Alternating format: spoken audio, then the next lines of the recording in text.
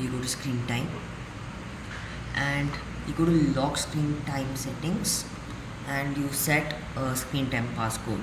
Now I'm gonna use 1008 and you have to re-enter it again. When I enter the Gmail,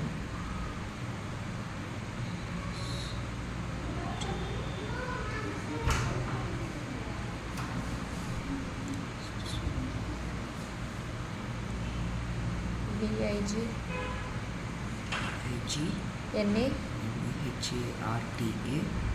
1@.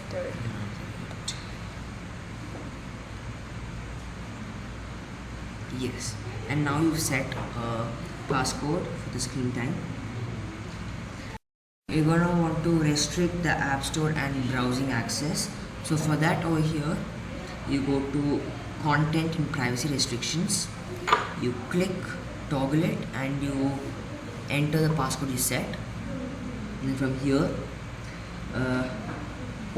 you go to allow apps and you're gonna turn off these two.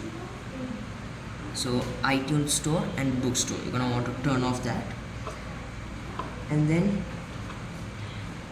when you come back, and then you're gonna click on iTunes and App Store purchases, and you're gonna make all of these don't allow. These are already set to don't allow, but set all of these to don't allow, and then go back to content and privacy restrictions,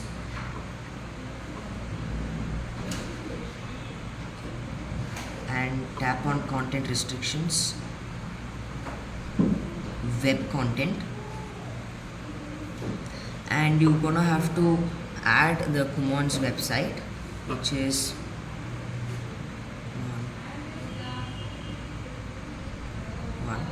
this is the Kumon website. I entered that. I click on done and you can see it appears over here.